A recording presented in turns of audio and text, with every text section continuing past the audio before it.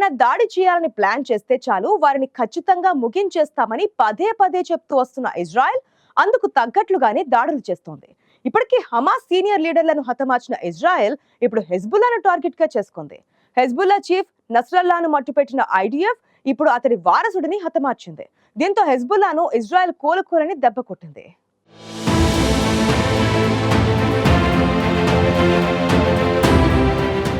Israel Hezbollah మధ్య యుద్ధం ఇప్పట్లో ఆగేలా కనిపించలేదు. హమాస్ పై ఇజ్రాయెల్ దాడులు చేస్తుండటంతో ఆ సంస్థకు మద్దతుగా లెబనాన్కు చెందిన హిజ్బుల్లా మిలిటెంట్ గ్రూప్ తిరిగి దాడులు చేస్తోంది.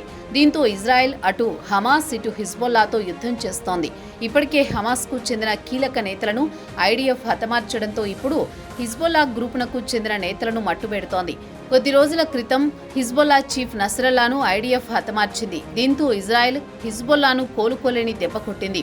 నస్రల్లాను హతమార్చడంతో ఇరాన్ సైతం ఇజ్రాయెల్పై ప్రతీకార దాడులు చేసింది. దీంతో వరుస దాడులతో పశ్చిమాసియాలో పరిస్థితులు ఉద్రిక్తంగా మారుతున్నాయి. నస్రల్లా చనిపోవడంతో హిజ్బుల్లాకు తర్వాత నాయకుడిగా భావించిన హషిమ్ సఫీద్దీన్ కొన్ని రోజుల క్రితమే చనిపోయాడని ఇజ్రాయెల్ సైన్యం ప్రకటించింది. సెప్టెంబర్ నెలలో హిజ్బుల్లా అగ్రనాయకుడు హసన్ నస్రల్లాని ఒక భారీ రాకెట్ బాంబుతో దాడి చేసి ఇజ్రాయెల్ సైన్యం హత్య చేసింది. హిజ్బుల్లా హెడ్ క్వార్టర్స్లో హసన్ నస్రల్లా ఉండగా ఈ దాడి జరగడంతో ప్రపంచ దేశాలన్నీ ఆశ్చర్యపోయాయి.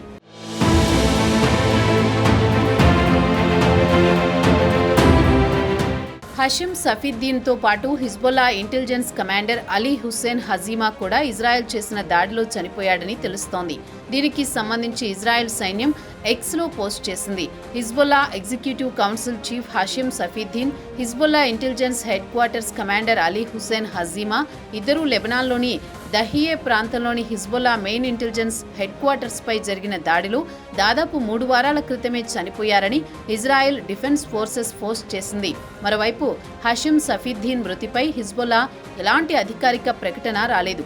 హిజ్బుల్లా అగ్రనాయకుడు హసన్ నస్రల్లాకు సన్నిహితుడు, బంధువు అయిన హషిమ్ సఫీద్దీన్ హిజ్బుల్లా మిలిటరీ కార్యకలాపాలకు నేతృత్వం వహించే జిహాద్ కౌన్సిల్, హిజ్బుల్లా ఎగ్జిక్యూటివ్ కౌన్సిల్కు కీలక సభ్యుడిగా ఉన్నాడు. దీంతో పాటు హిజ్బుల్లా ఆర్థిక, పరిపాలనా వ్యవహారాల బాధ్యత కూడా ఇతనే చూసుకునేవాడు. చాలా కాలంగా హిజ్బుల్లా అగ్రనేత హసన్ నస్రల్లా అనారోగ్యం కారణంగా ఇతర భద్రతా కారణాల వల్ల బహిరంగ సమావేశాలకు హాజరయ్యేవాడు కాదు.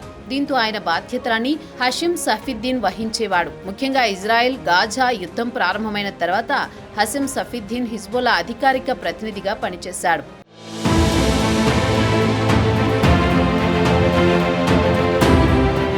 హిజ్బుల్లా అగ్రనాయకుడు హసన్ నస్రల్లా విదేశాలకు వెళ్లినప్పుడల్లా అతని ప్రతినిధిగా హిజ్బుల్లాను ముందుకు నడిపే బాధ్యత హషిమ్ సఫీద్దీన్ పై ఉండేది. గత కొన్ని సంవత్సరాలుగా ఇజ్రాయెల్కు వ్యతిరేకంగా హషిమ్ సఫీద్దీన్ నిర్ణయాలు తీసుకునేవాడు. లెబనాన్లో హిజ్బుల్లా కేవలం మిలిటెంట్ గ్రూప్గానే కాక రాజకీయ కార్యకలాపాలు చేస్తుంది. హిజ్బుల్లా రాజకీయ వ్యవహారాలు, నిర్ణయాలు తీసుకునేందుకు షురా కౌన్సిల్ ఉంది. ఈ కౌన్సిల్లోనూ సఫీద్దీన్ కీలక సభ్యుడిగా ఉన్నాడు. లెబనాన్ రాజకీయాలు, ఇజ్రాయెల్ వ్యతిరేక విధానాలు రూపొందించడంలో హషిమ్ సఫీద్దీన్ కీలక పాత్ర పోషించాడు. నస్రల్లాను, అతని వారసుడు సఫీద్దీన్, మిగతా హిజ్బుల్లా సీనియర్ నాయకులందరినీ ముగించేశామని Israel army chief lieutenant Herzi Halevi తెలిపారు. ఇజ్రాయెల్ దేశానికి, ఇజ్రాయెల్ పౌరులకు హాని కలిగించారని ప్రయత్నించే ఎవరినైనా మట్టుబెడతామన్నారు. మరోవైపు లెబనాన్లో ఇజ్రాయెల్ వరుసగా డ్రోన్ దాడులు చేస్తోంది. దీంతో పాటు ఇజ్రాయెల్ సైన్యం దక్షిణ లెబనాన్లోని హిజ్బుల్లా స్థావరాలపై దాడులు చేస్తోంది. ఇప్పటి వరకు ఇజ్రాయెల్ దాడుల్లో లెబనాన్లో దాదాపు 1500 మంది చనిపోయారని అధికారులు తెలిపారు.